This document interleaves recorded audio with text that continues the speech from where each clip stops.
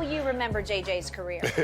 He was the best player for a period of time. He was the best player, best defensive player in all of football, and you could have made the case he was the best player in football. I remember one of Wade Phillips' first comments. They was like, well, "Wade, what if J.J. Watt's a bust?" He said, "Yeah, he'll be a bust in Canton." And Skip, 3-time Defensive Player of the Year. He's a 5-time first-team All-Pro. As Jen mentioned, all-decade of 2010s, a 2-time sack leader. He's the only man to record 2 different seasons in which he's had at least 20 sacks. Walter Payton Man of the Year. Even this year, Skip, 9.5 sacks, 14 tackles for losses, 33 tackles in his 12th NFL season. Yeah, he's going to be on. Obviously, he's going to Canton. I mean, but an impeccable career. You can't. I don't know if he could have done any better than what he done with his career. I don't think anybody saw this because I saw him in Wisconsin. Skip in the. I only saw him in the. I think it was the Rose Bowl. And I was like, okay, solid player. He's solid. You know, 3-4, solid, 5 technique. Yep. I didn't see this. Not this. Because at this point, you're like, but man, can he be the greatest defensive? Skip, you remember that stretch we came on and I say, Skip, I don't know. He got a chance to be the greatest defensive player all the time, and then the injuries happened, and he never recaptured what he once was. He did not. I hear everything you just said, and it's sad to me that he's only 33 years of age, and he is talking about retirement. Maybe he'll change his mind. Yeah, he tweeted Coa's first ever NFL game, my last ever home game.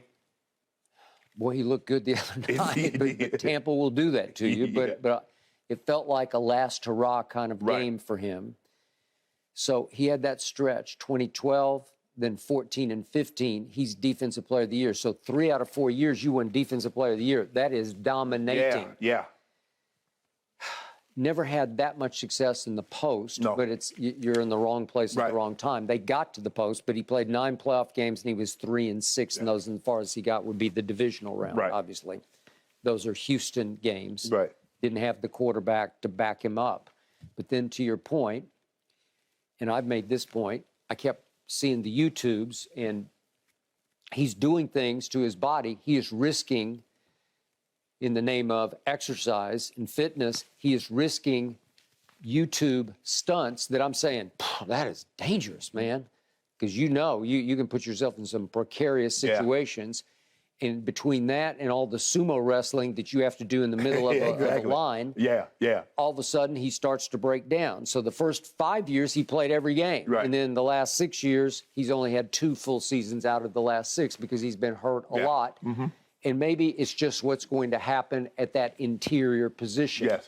But when Brady's playing at 45, you'd like to see him play past 33 because he has Hall of Fame greatness to him. Yeah, but they ain't made no rules yet to protect D linemen. No offensive linemen, Skip. So they're hitting every single play.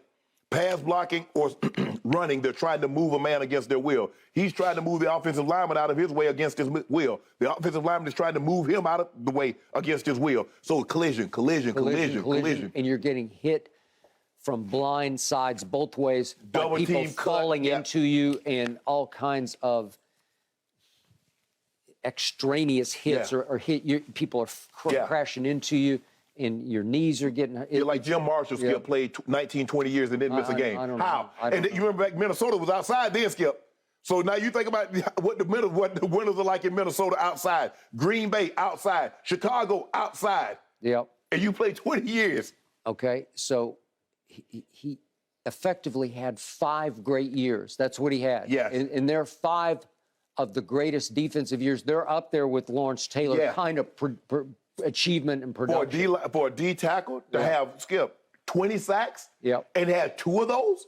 Nobody else has ever done that. Nobody's ever had 20 sacks in multiple seasons. He did that. Yep.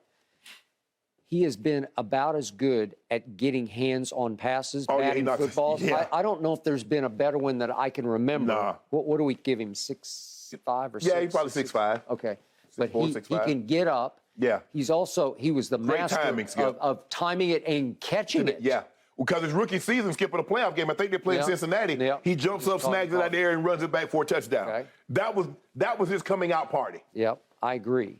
So he had a great stretch, but maybe maybe that's all you could expect in this day and age from that body, the way you take a beating. If you can get that, Skip, if somebody going to tell me, say, look, man, you can only give him 5 years, and you will give this kind of resume, just imagine if an offensive player, Skip, gave you 3 MVPs, 5 Pro Bowls, gave you 5 All-Pro seasons, you're Walter Payton Man of the Year, lead the league in passing, or lead the league in rushing. J.J. Watt had an unbelievable career.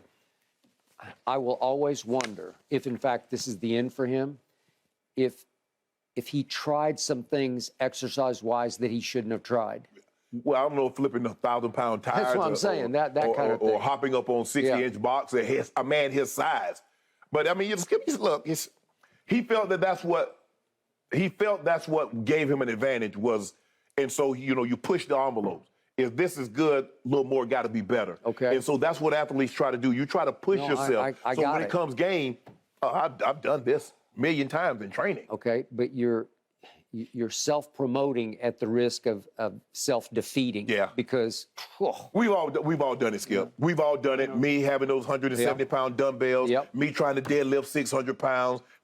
Skip. Yeah, we've all put ourselves at risk. And but I don't think you tore your body down. No. I did, but there's some things, Skip. I mean, I'm a tight end. Why do I need to press 170-pound dumbbells? Why? That was my ego. Okay. But that's me putting myself at risk. Why the hell I need to deadlift 600 pounds?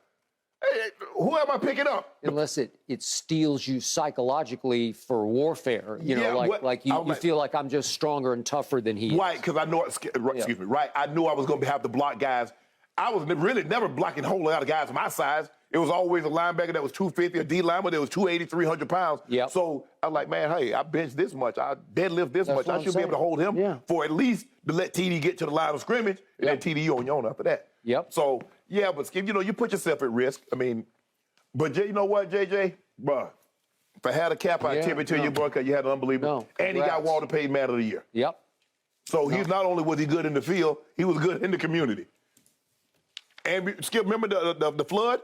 That he raised that money, a lot of money for the victim. That's what he won the Man of the Year for. 2017. Okay. Yeah. Yep. Congrats, bro. He has definitely been fantastic on and off the field, guys. Yep. This announcement means this past Sunday's home game was his last ever home game. Congratulations, JJ, on an amazing career. Thanks for watching, Undisputed fans. Subscribe here to get the very latest from Skip and Shannon. Plus, go watch a few segments from our other shows on FS1.